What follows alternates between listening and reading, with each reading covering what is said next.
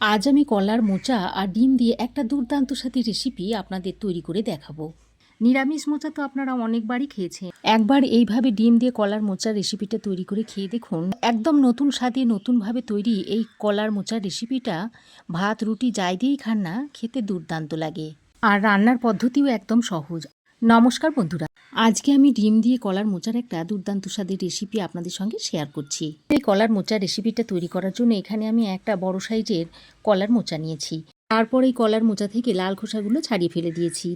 আর এই যে কলার মোচার মধ্যে যে দেশলাই কাঠির মতো অংশ আর একটা পাতলা পর্দার মতো অংশ আছে সেটাকে ফেলে দিয়েছি, কারণ খাবার সময় ওগুলো মুখে পড়লে খেতে খারাপ লাগে। ভিতরের সাদা অংশটাকে কুচিয়ে নিয়েছি।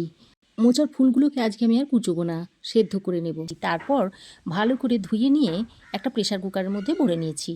সঙ্গে পরিমাণ মতো জল, নুন, হলুদ আর একটু সর্ষের তেল দিয়ে প্রেসার কুকারে 3 থেকে 4টে সিটি দিয়ে নিতে হবে।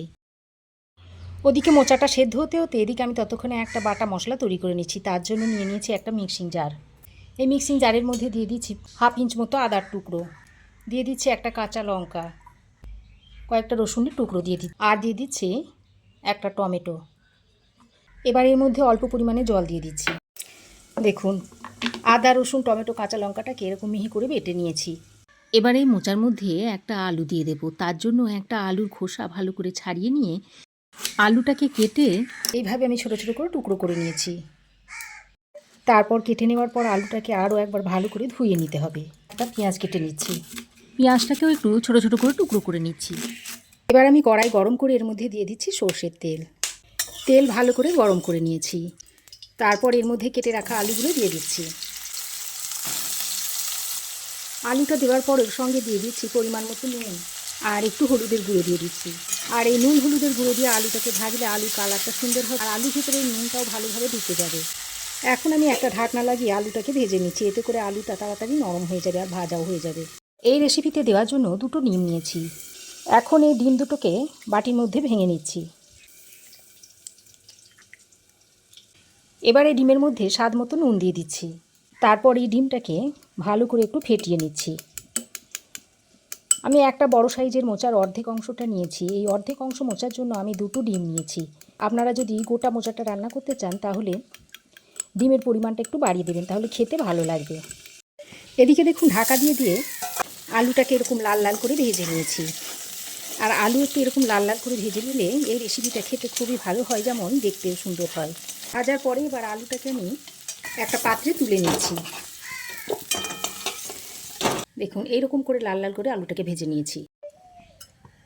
আলু ভাজাটা তুলে নেওয়ার পর ওই কড়াইয়ের মধ্যে যে তেলটা রয়েছে সেই তেলের মধ্যে যে ডিমটাকে ফেটিয়ে রেখে দিয়েছিলাম সেটাকে আরও একবার ভালো করে মিশিয়ে নিয়ে এই গরম তেলে দিয়ে দিলাম। কিছুক্ষণ পর ডিমের মধ্যে যে কাঁচা অংশটা রয়েছে সেটাকে এইভাবে একটু বাইরে বার করে দিচ্ছি, দিয়ে ডিমটার একটা অমলেট মতো তৈরি করে নেব।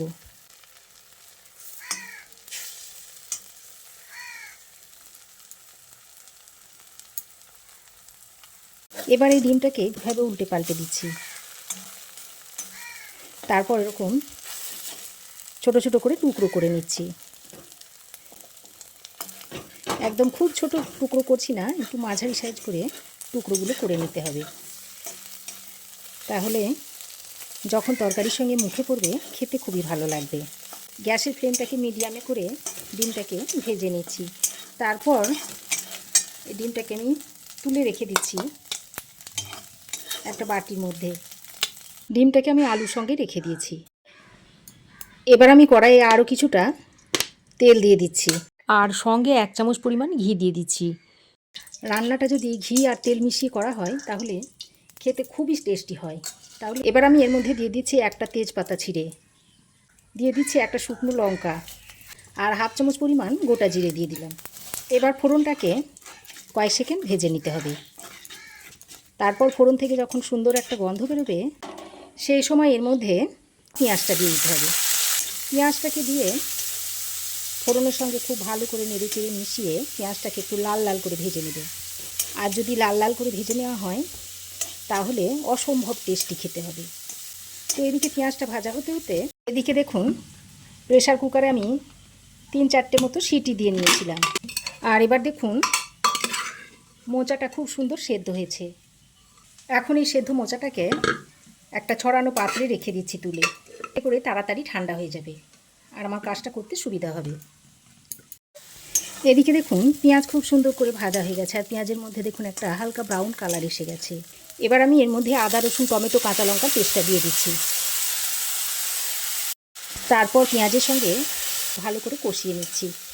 যতক্ষণ না আদা রসুনের কাঁচা গন্ধটা চলে না যাচ্ছে ততক্ষণ এভাবে কষিয়ে নিতে হবে। তো বাটা মশলাটা দিয়ে আমি 2-3 মিনিট মতো ভালো করে পেঁয়াজের সঙ্গে মিশিয়ে নিয়েছি। এবার আমি এর মধ্যে দিয়ে দিচ্ছি পরিমাণ মতো হলুদ গুঁড়ো, হাফ চামচ দিয়ে দিচ্ছি জিরে গুঁড়ো, হাফ চামচ দিয়ে দিচ্ছি ধনে গুঁড়ো। আমি যেহেতু কাঁচা লঙ্কা ব্যবহার করেছি তাই আমি ঝাল লঙ্কার গুঁড়োটা দিচ্ছি না, যাতে কালারটা সুন্দর হয় সেই জন্য আমি কাশ্মীরি লঙ্কার গুঁড়ো দিয়ে দিলাম হাফ চামচ। এবার আমি মিক্সির বাটিতে অল্প জল দিয়ে মশলাটা ধুয়ে এখন দিয়ে দিলাম। তারপর আবারও মশলাটাকে খুব ভালো করে কষিয়ে নেব। আর যত কষি রান্না করা হবে তরকারির টেস্ট কিন্তু ততই বাড়বে। তো এদিকে মশলাটা কষানো হতে থাক, ততক্ষণে আমি দেখুন মোচাটা বেশ ঠান্ডা হয়ে গেছে। এবার আমি মোচাটাকে শিল নোড়াতে এইভাবে বেটে নিচ্ছি। খুব মিহি করে বাটার দরকার নেই, অল্প একটু দানা দানা রেখে বেটে নিলেই হবে। এতে করে রেসিপিটা খেতে খুবই ভালো লাগবে। তো দেখুন এই রকম করে একটু দানা দানা রেখে মোচাটাকে বেটে নিতে হবে। এদিকে দেখুন মশলা খুব ভালোভাবে কষানো হয়ে গেছে, আর মশলা থেকে তেলও সুন্দরভাবে ছাড়তে শুরু করেছে। এখন আমি এর মধ্যে ভেজে রাখা আলুটা দিয়ে দিচ্ছি। এইবার এই আলুটাকে দিয়ে আবারও ভালো করে মশলার সঙ্গে মিশিয়ে নিচ্ছি। যা আলুটা দিয়ে খুব ভালো করে মিশিয়ে নিয়েছি। তারপর মোচা বাটাটা দিয়ে দিচ্ছি।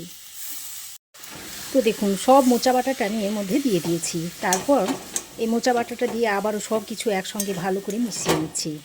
বন্ধুরা, মোচার নিরামিষ রেসিপি তো অনেকবারই খেয়েছেন, একবার এইভাবে ডিম দিয়ে তৈরি করে খেয়ে দেখুন, আশা করছি আপনাদেরও খুব ভালো লাগবে। এবার আমি এর মধ্যে স্বাদের ব্যালেন্সের জন্য একটু চিনি দিয়ে দিচ্ছি।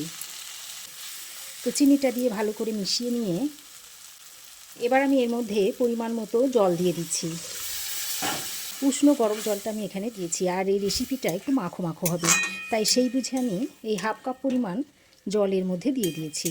আর পর্যায়ে আপনারা আরও একবার নুনটাকে চেক করে নেবেন, যদি লাগে তো দিয়ে নেবেন। এবার আমি একটা ঢাকনা লাগিয়ে 3-4 মিনিট মতো রান্না করে নিচ্ছি। ঢাকা দিয়ে আমি আরও 3-4 মিনিট মতো রান্না করে নিয়েছি।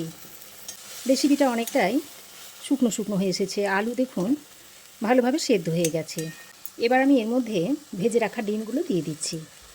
ডিমটা দিয়ে এর সঙ্গে আবার ভালো করে নেড়ে চেড়ে মিশিয়ে নিচ্ছি।